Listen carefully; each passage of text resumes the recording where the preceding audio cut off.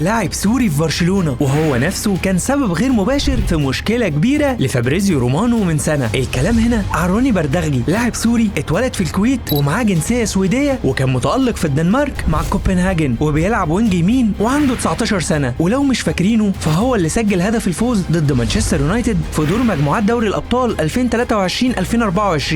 المهم ان بردغلي انضم لبرشلونة بمبلغ 2.5 مليون يورو حسب التقارير، وناديه هياخد نسبة من إعادة البيع بقيمة 15%. بردغلي كان بطل لقصة غريبة في مارس 2024 لما طلع تقرير من صحيفة دنماركية قال ان رومانو بيشتغل بشكل مباشر مع وكلاء اللاعبين Here we go وبيدفعوا له مقابل الدعاية للاعبين. واختص التقرير وقتها قصة روني بردغلي وبوست نشر رومانو عنه وعن عدم رغبته في التجديد، ورومانو وقتها اتحط في وش المدفع من الجماهير اللي طلعت اخبار تانية غير خبر بردغلي. بس في نفس الوقت رومانو عمره ما خبى حقيقة انه بيعرف اخباره من الوكلاء واللاعبين احيانا، بل وقال ان في لاعبين بيتواصلوا معاه عشان ينشر اخبارهم ويمشوا من فرقهم. فحتى لو ده حصل ما هي دي طبيعة شغله ودول مصادره. لكن اللي الصحيفة كانت بتعترض عليه وقتها انه كصحفي مش طبيعي يطلب فلوس عشان ينشر اخبار عن اللاعبين، وده كان محور النقاش. روني كان مصاب وغاب فترة طويلة جدا، ولما رجع لعب مع كوبنهاجن 6 ماتشات بس الموسم اللي فات. فتفتكروا هيقدر يلعب ويقدم اضافة لكتيبة هانزي فليك؟